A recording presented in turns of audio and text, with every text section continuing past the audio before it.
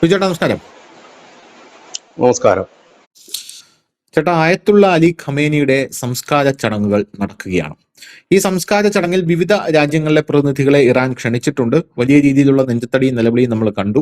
6 ദിവസമാണ് ഇന്നലെ തുടങ്ങിയ ചടങ്ങാണ്. 6 ദിവസമാണ് ഇത് നീണ്ടു നിൽക്കുന്നത് എന്നുള്ള റിപ്പോർട്ടുകൾ പുറത്തു വരുന്നുണ്ട്. അപ്പോ ഖമേനിയുടെ മകനായിട്ടുള്ള മുജ്തബ ഖമേനി അവിടെ എത്തിയിട്ടില്ല. പകരം മുജ്തബ ഖമേനിയുടെ ഒരു ഫ്ലക്സ് അവർ കൊണ്ടുവന്ന് വെക്കുന്ന ഒരു ചിത്രം ഞാൻ കണ്ടു.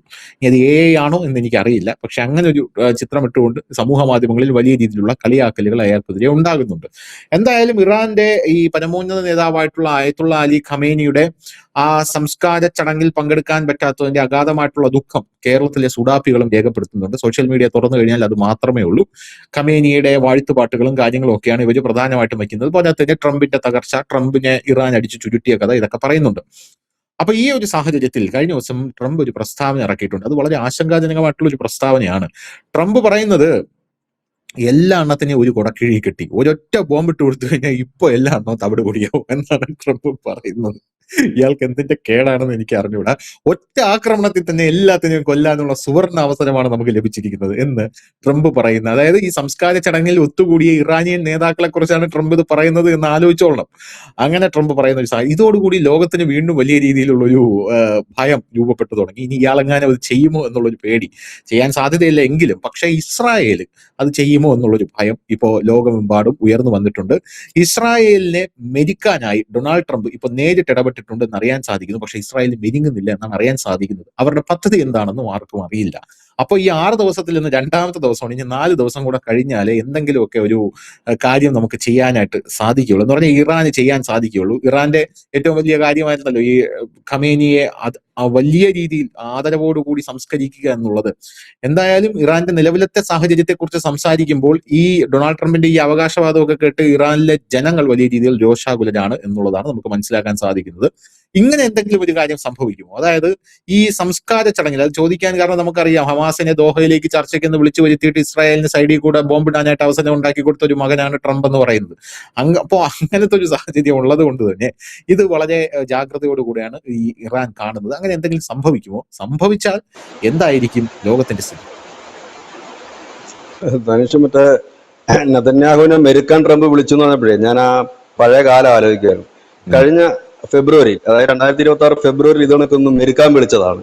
ഫെബ്രുവരി 28 അടി തുടങ്ങിയത്. മെരുക്കാൻ വിളിച്ചപ്പോഴത്തേനും പുള്ളി അവിടെ കൊണ്ടുവന്നിട്ട് ഈ ഇറാനെ തകർക്കുന്ന ബ്ലൂ പ്രിന്റ് അവിടെ വെച്ചാ കൊടുത്തത്.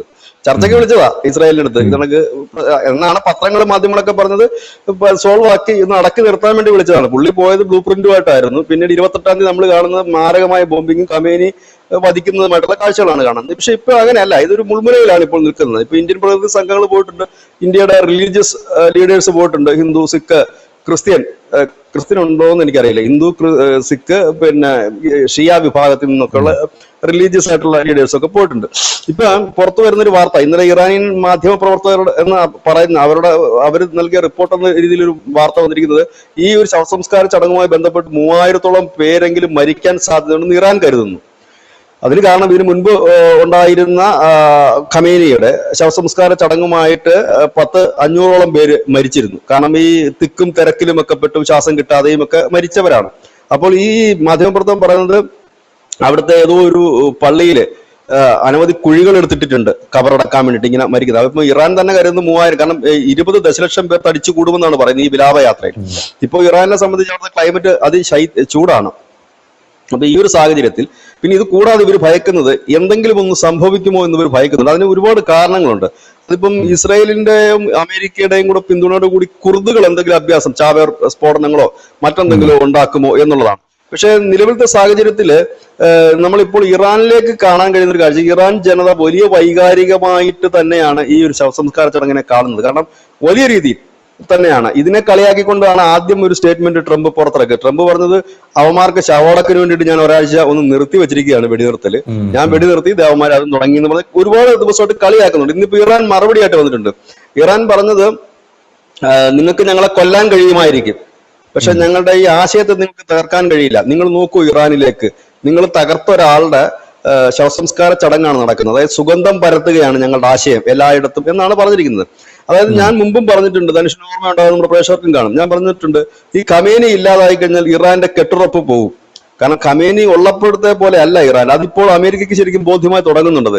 ഖമേനി കൊല്ലപ്പെട്ടിട്ട് എന്താ സംഭവിച്ചത്? അമേരിക്കയിൽ ഇസ്രായേലോ കരുതുന്നത് ഖമേനി കൊല്ലപ്പെട്ട് കഴിഞ്ഞാൽ ഉടൻ തന്നെ അവിടെ ഒരു ഭരണമാറ്റം ഉണ്ടാകും, അവിടെ ജനം തെരുവിലിറങ്ങും, അവർക്ക് ഭയം പോകും, വലിയ പ്രശ്നമുണ്ടാകും. ഒന്നും സംഭവിച്ചില്ലെന്ന് മാത്രമല്ല, ഖമേനിയുടെ മരണം അവിടുത്തെ ജനത്തിനെ ഏകീകരിക്കാനേ ഉപകരിച്ചുള്ളൂ. കാരണം ഖമേനി എന്ന് പറയുന്നത് അവരുടെ ഒരു തെരഞ്ഞെടുക്കപ്പെട്ട ലീഡർ അല്ല, പകരം അവരുടെ ആത്മീയ നേതാവാണ്. ആത്മീയ നേതാവിന്റെ ഒരു മരണം എന്ന് പറഞ്ഞു കഴിഞ്ഞാൽ അതൊരു വലിയ വിഷയം തന്നെയാണ്.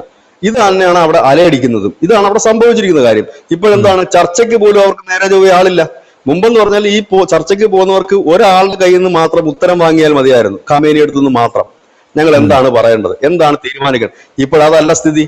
ഈ പെഷോസ്കിയാനും ബാദലും ഒക്കെ അവിടെ ചർച്ചയ്ക്ക് പോയി കഴിഞ്ഞ് തിരിച്ചു വരുമ്പോൾ ഇവിടെ വരുമ്പോൾ RGCയുടെ കമാൻഡർമാർ വേറെയാ പറയുന്നത്.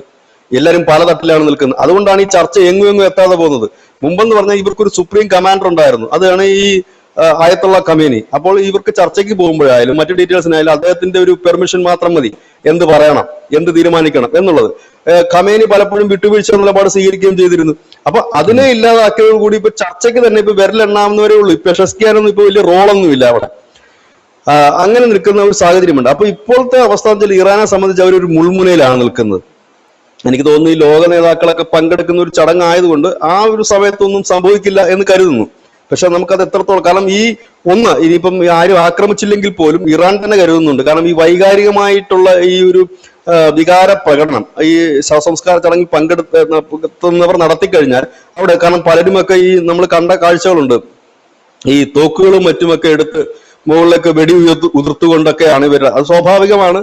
ഈ അറബ് നാടുകളിലൊക്കെ നമ്മൾ ഇങ്ങനത്തെ കണ്ടിട്ടുണ്ട്. അവരുടെ ഈ ശവസംസ്കാര ചടങ്ങുകൾക്കും മറ്റുമൊക്കെ ഈ തോക്കുകൾ മുകളിലോട്ട് വെച്ച് വെടിവെക്കുന്ന കാഴ്ച, അങ്ങനെയൊക്കെ നടക്കുന്ന ഒരു കാഴ്ചകൾ നമ്മൾ കാണുന്നുണ്ട്. അപ്പൊ അതൊക്കെ ഏത് തരത്തിൽ അവിടെ പ്രതിഫലിക്കുമെന്ന്, കാരണം അവരാരെയും മനഃപൂർവ്വം കൊല്ലണമെന്ന് വെച്ചായിരിക്കില്ല, പക്ഷെ അങ്ങനെയൊക്കെ സംഭവിക്കാം. പിന്നെ ഇത് ഞാൻ പറഞ്ഞില്ല, ഇങ്ങനെ ഒരു സിറ്റുവേഷൻസ് മൊസാദിനെ കണക്കൊരു ചാരസംഘടന വെറുതെ കളയും എന്ന് തോന്നുന്നില്ല. കാരണം അവരത് കൃത്യമായി തന്നെ അതിന്റെ ഒരു ബ്ലൂ പ്രിന്റ് ഇപ്പോഴേ തയ്യാറാക്കിയിട്ടുണ്ടാകും. എന്തെങ്കിലും ഒരു പക്ഷെ അവർ നേരിട്ടല്ലെങ്കിൽ പോലും അവിടെ എന്തെങ്കിലും ഒരു സാഹചര്യം സൃഷ്ടിക്കാൻ അവർക്ക് കഴിയും. അങ്ങനെ എല്ലാ അർത്ഥത്തിലും പറഞ്ഞു കഴിഞ്ഞാൽ ഇറാൻ ഒരു മുൾമുനയിൽ തന്നെ നിൽക്കുകയാണ്. പക്ഷെ അവർ വലിയ സുരക്ഷാ സംവിധാനങ്ങളൊക്കെ തന്നെയാണ് ഒരുക്കിയിരിക്കുന്നത്. ഏതാണ്ട് 3000 ബസ്സുകൾ തന്നെ ഇവർക്ക് ഈ വിലാപയാത്ര പങ്കെടുക്കാൻ വരുന്നവർക്ക് വേണ്ടി തന്നെ അറേഞ്ച് ചെയ്തിട്ടുണ്ട്. അവർ ഇത്രയും ദിവസം തന്നെ ഇത് പൊതുദർശനത്തിന് വെച്ചത് ഈ ആളുകൾക്ക് മുഴുവൻ കണ്ടുപോകുന്നതിന് വേണ്ടിയിട്ടാണ് ഒരു സിറ്റുവേഷൻ അവരവിടെ ഉണ്ടാക്കി വെച്ചിരിക്കുന്നത്. ഇതുവരെ കാര്യങ്ങളെല്ലാം ഭംഗിയായിട്ട് പോയി. പക്ഷെ അവിടുത്തെ പ്രശ്നം എന്ന് വെച്ചാൽ ലക്ഷക്കണക്കിന് പേർ ഒഴുകി എത്തുന്നു എന്നുള്ളതാണ് പുറത്തു വരുന്ന പേര്. നമുക്കറിയാം ഈ ലക്ഷക്കണക്കിന് പേര് ഒഴുകി എത്തുമ്പോൾ അതുണ്ടാക്കുന്ന പ്രോബ്ലംസ് ഉണ്ട്. കാരണം ഈ വരുന്നവരൊന്നും വെറുതെ വരുന്നവരല്ല, ഇല്ലെങ്കിൽ ഒരു ക്ഷേത്രത്തിൽ പോയി തൊഴാൻ വരുന്നവരോ ഇല്ലെങ്കിൽ ആ രീതിയിലല്ല അവർ വരുന്നത്. വലിയ രീതിയിൽ തന്നെ വാവിട്ട് വിളിച്ചുകൊണ്ടും മറ്റുമാണ്. പക്ഷെ ഇപ്പോൾ നമ്മുടെ ഇറാനിൽ നിന്ന് കാണുന്ന ഒരു കാഴ്ച, ട്രംപിനെതിരെ അമേരിക്കക്കെതിരെ വലിയ രീതിയിലുള്ള രോഷം പ്രകടമാകുകയാണ്. നമ്മൾ ഈ വിഷ്വൽസ് എല്ലാം കാണുന്നതാണ്. അതിൽ പങ്കെടുക്കുന്നവരെല്ലാം ട്രംപിനെയാണ് തെറിവിളിക്കുകയാണ് ചെയ്യുന്നത്. അതൊന്ന് ആലോചിച്ച് നോക്കൂ. നമ്മൾ മുമ്പും പറഞ്ഞിട്ടുണ്ട്, ഈ ചെറിയ വിപ്ലവം കണ്ടിട്ട് അവിടെ എന്തെങ്കിലും നടക്കുമെന്ന് ആരും കരുതരുത്. വിപ്ലവം കെട്ടടങ്ങി പോകും. പക്ഷെ അവർക്ക് ഐക്യപ്പെടാൻ അധിക സമയമൊന്നും വേണ്ട. കാരണം ഇത് മതമാണ്. രാഷ്ട്രത്തിന് അപ്പുറത്തേക്ക് മതം ചിന്തിക്കുന്ന ഒരുപാട് രാജ്യങ്ങളുണ്ട്. മതത്തിന്റെ കാര്യങ്ങൾ, ഈ പാകിസ്ഥാൻ എങ്ങനെയാണ് ഇന്ത്യക്കെതിരെ ആകുന്നത്? നിലവിൽ സാഹചര്യത്തിൽ പാക് ജനതയ്ക്ക് ഇന്ത്യയുമായിട്ട് ശത്രുതയൊന്നുമില്ല, അവർക്ക് അടിക്കണമെന്നും ആഗ്രഹമില്ല. ഈ പറയുന്ന ഈ ഭീകരവാദ നേതാക്കന്മാരൊക്കെ മതപണ്ഡിതന്മാരുടെ റോളോടുണ്ട് അവർക്ക്. ഹാഫിസ് സയ്യിദൊക്കെ മതപണ്ഡിതനാണ്, ഭീകരനായ മതപണ്ഡിതനാണ്. ഇവരൊക്കെ നിന്നിട്ട് ഇതിനൊക്കെയുള്ള ഈ പള്ളി പിരിയുമ്പോഴോ ഇല്ല ഈ പള്ളിയിലെ പ്രസംഗത്തിനിടയിലോ ഒക്കെ ഇവരെ മോട്ടിവേറ്റ് ചെയ്യുകയാണ്. കാഫറുകളാണ്, അവരെ കൊന്നൊടുക്കണം എന്നൊക്കെ മോട്ടിവേറ്റ് ചെയ്ത് ഇറക്കി വിടുന്നതാണ്. അതാ ഞാൻ പറഞ്ഞത്, ഈ രാഷ്ട്രീയത്തിനപ്പുറം മതം അതിന്റെ മുകളിലേക്ക് വന്നു കഴിഞ്ഞാൽ അതിനെ തകർക്കുക അല്പം പ്രയാസകരമാണ്. മതത്തിനിടയിൽ സ്പ്ലിറ്റ് ഉണ്ടാക്കുകയും, പ്രത്യേകിച്ച് ഈ ഏകശിലാ രൂപത്തിൽ നിൽക്കുന്ന മതങ്ങൾ, ഈ ഇസ്ലാം മതം എന്നൊക്കെ പറഞ്ഞാൽ അങ്ങനെയാണ്. ഷിയ ആയാലും സുന്നി ആയാലും അതിൽ തന്നെ വകഭേദങ്ങൾ ഉണ്ടെങ്കിൽ പോലും ആ ഷിയ എന്ന് പറയുന്നത് അതേപോലെ നിൽക്കുന്ന ഒരു സ്ട്രക്ചറാണ്. കാരണം അവർക്കൊരു സുപ്രീം കമാൻഡർ ഉണ്ട്. ഈ കമാൻഡറെ തെരഞ്ഞെടുക്കപ്പെടുന്നതല്ല, പരമ്പരാഗതമായി വരുന്നതാണ്. ഈ കമാൻഡറെ തകർക്കുക എന്നുള്ളത് അസാധ്യമായ കാര്യം. ഇങ്ങനെയൊക്കെ ഒരുപാട് കാര്യങ്ങളുണ്ട്. ഏതായാലും ഇത് എങ്ങനെ പോകും എന്നറിയില്ല. ഇതിനിടയ്ക്ക് പോർവിളികൾ നടത്തുന്നുണ്ട്. ഇറാൻ ഇന്ന് മറ്റൊരു സ്റ്റേറ്റ്മെന്റ് നടത്തിയിട്ടുണ്ട് കേട്ടോ. അത് വളരെ കുറച്ച് രസകരമായ ഒരു സ്റ്റേറ്റ്മെന്റ് ആണ്. അവർ പറയുന്നത്, ഈ ഹോർമുസിൽ കൂടെ പോകുന്ന ഷിപ്പുകൾക്ക് ഞങ്ങൾ ടോൾ വെക്കും, പക്ഷെ ഞങ്ങളുടെ ഫ്രണ്ട്സിന് ഞങ്ങൾ ചില ഇളവുകൾ നൽകുമെന്നാണ്. ഈ ഫ്രണ്ട്സ് എന്നുള്ള ലിസ്റ്റിൽ ഇന്ത്യ ഉണ്ട്. ചുമ്മാതാണോ മോദി ആളെയൊക്കെ ഇപ്പൊ വിട്ടിരിക്കുന്നത് അങ്ങോട്ട് മറ്റേ ശവസംസ്കാര ചടങ്ങിൽ പങ്കെടുക്കാനുണ്ട്. ഫ്രണ്ട്സിന് ഇളവുണ്ട്, ബാക്കിയുള്ളവർക്കൊക്കെ ഞങ്ങൾ ടോൾ വെക്കും എന്നാണ് പറഞ്ഞിരിക്കുന്നത്. എന്തായി തീരുമോ എന്തോ. ഏതായാലും നമുക്ക് ജൂലൈ 9 വരെ ഒന്നും സംഭവിക്കില്ല എന്ന് പ്രതീക്ഷിക്കാം.